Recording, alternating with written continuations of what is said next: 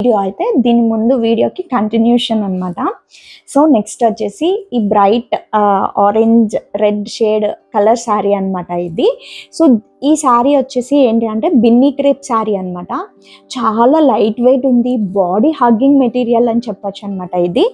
దీనికి బార్డర్ వచ్చేసి మనకి ఇట్లాగా జరీ వీవింగ్ తోటి బార్డర్ అనేది ఇచ్చారనమాట.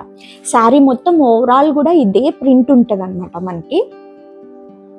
సో ఇది వచ్చేసి నేను వరలక్ష్మి వ్రతం రోజున కట్టుకున్నాను అనమాట. అప్పుడు కూడా నన్ను చాలామంది అడిగారనమాట.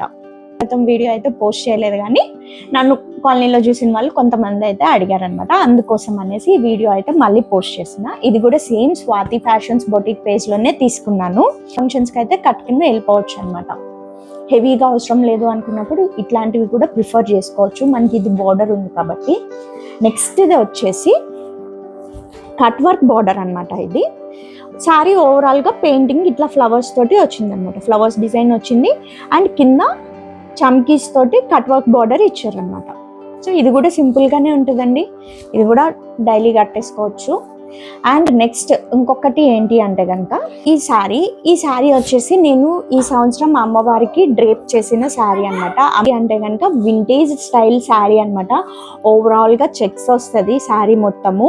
అండ్ కింద మనకి ఇట్లాగా చిన్న కడ్డీ బార్డర్ విత్ గ్యాప్ బార్డర్ వచ్చిందనమాట. గ్యాప్ బార్డర్లోనే కడ్డీ డిజైన్ వచ్చిందనమాట. ఇది చాలా బాగుంది. అమ్మవారికి కట్టినప్పుడు మాత్రం ఎక్సలెంట్గా ఉంది. నేను వీడియో ఎండింగ్లో ఆ ఫొటోస్ అయితే యాడ్ చేస్తా, అమ్మవారి ఫొటోస్ చూడండి.